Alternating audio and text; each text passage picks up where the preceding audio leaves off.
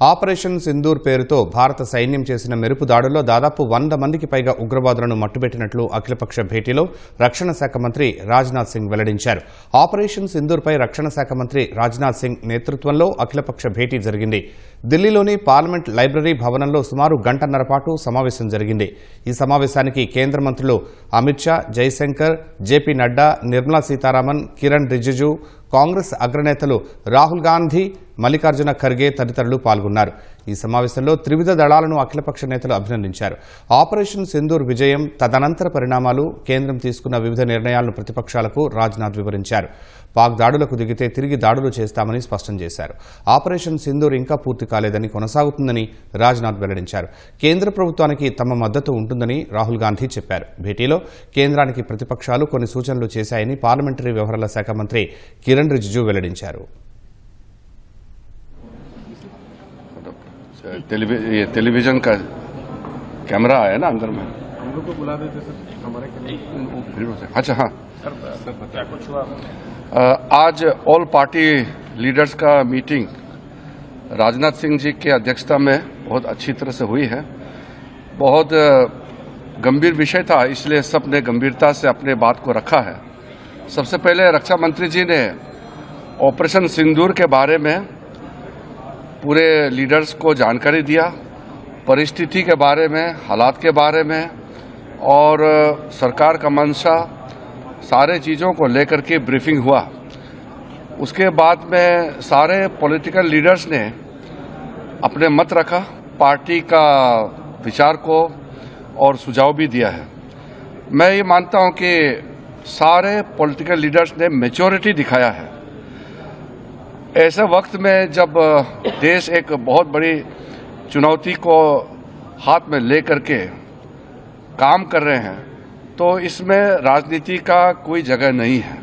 ये हमारे पूरे पॉलिटिकल पार्टीज ने दर्शाया है और सब लीडर्स ने एक मत से हमारे सेनाओं ने जो कार्रवाई की है ऑपरेशन सिंदूर को लेकर के पूरे बधाई भी दिया और गौरव का एहसास सबको हुआ है और सबने एक जुट में कहा है कि सरकार का हर निर्णय को साथ देंगे, सेना के हर कार्रवाई को साथ देंगे और कोई इसमें विरोधाभास नहीं है।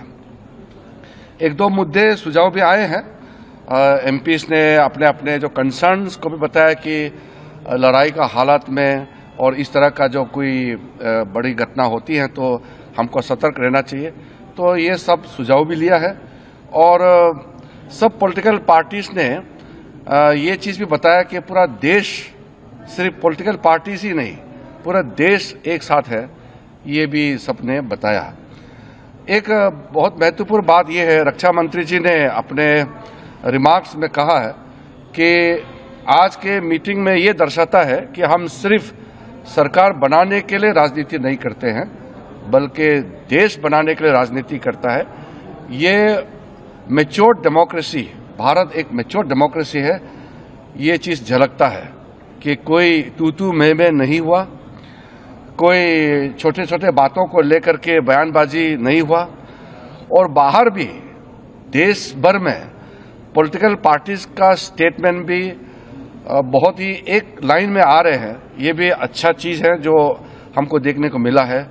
तो ऑपरेशन सिंदूर का कार्रवाई, क्योंकि ये ऑनगोइंग ऑपरेशन है, इसलिए अलग से ऑफिशियल ब्रीफिंग नहीं है। ये रक्षा मंत्री जी की ओर से, सरकार की ओर से पूरा पॉलिटिकल लीडर्स को ब्रीफिंग हुआ है और मैं सारे पॉलिटिकल पार्टीज के नेताओं को धन्यवाद देना चाहता हूं कि पूरे जितने अपेक्षित थे सब नेता आए और जैसे हमने सोचा है वैसे ही सबने सहयोग दिया और एक मीटिंग को बहुत अच्छी तरीके से, एक फ्रूटफुल मीटिंग हम कह सकते हैं, बहुत सकारात्मक मीटिंग में कह सकता हूं कि संपन्न हुआ। जो उन्होंने कहा वो हमने सुना। देश के हित में उन्होंने कहा कि कोई चीज कॉन्फिडेंशियल है, रक्षा के विषय में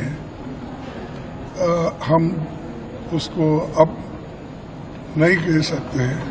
ये उन्होंने कहा। तो हम सभी जितने भी पार्टी के लोग थे, सभी ने ये बताया कि इस घड़ी में, इस संकट के घड़ी में हम सब आपके साथ हैं और आप जो काम कर रहे हैं करते रहिए और देश के हित में हम आपके साथ रहेंगे। आपने मांग बस पीएम नहीं थे इस बैठक में। नहीं, ये तो लास्ट टाइम भी हाजिर नहीं थे, इस बार भी नहीं है। ठीक है, ये उनकी मंशा है कि वो समझते हैं पार्लियामेंट के ऊपर है वो, तो ठीक है, जब वक्त आएगा पूछेंगे। लेकिन अब संकट की घड़ी है, इसमें कोई हम किसी को क्रिटिसाइज नहीं करना चाहते। धन्यवाद। पूरा सपोर्ट दिया हमने। जो खारगे जी ने कहा वो सही है कि ऐसी चीजें हैं जो डिस्कस नहीं करनी है, तो बस सबने सपोर्ट। सरकार ने जानकारी दी।